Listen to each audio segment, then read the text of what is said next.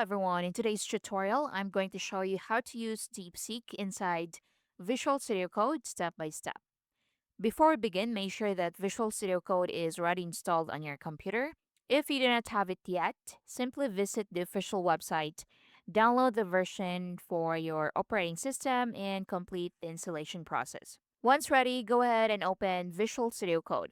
Next thing we need to do is add DeepSeek so it can work directly inside the editor. On the left side of the screen, you will see extensions icon. Tap on that.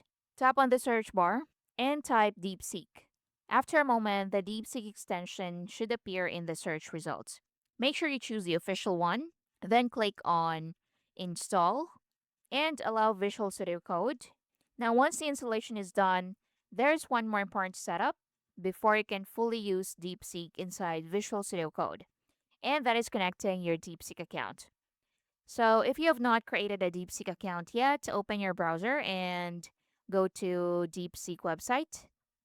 So, sign up, then log in. After signing in, go to your account settings or the developer settings and look for API key. Once you find it, tap on Create New API Key, name your API, and confirm it. Now, copy that key because Visual Studio Code will need it for the connection.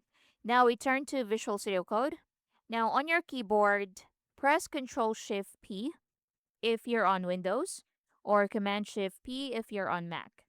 This will open the command palette. Now, inside the command palette, type DeepSeek and you should see an option that allows you to set or enter an API key. And choose Open DeepSeek Chat. Next, go to Settings at the left side.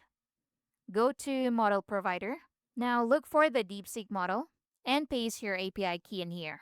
Then press Enter. After doing that, DeepSeek will now be connected inside Visual Studio Code, which means you're ready to start using it. So to test it out, simply open any code file inside VS Code. You can access the DeepSeek panel from the sidebar and begin asking questions there. For example, you can request coding help, ask it to explain certain lines of code, generate functions, or help identify errors in your project. And that's basically it. Thank you for watching.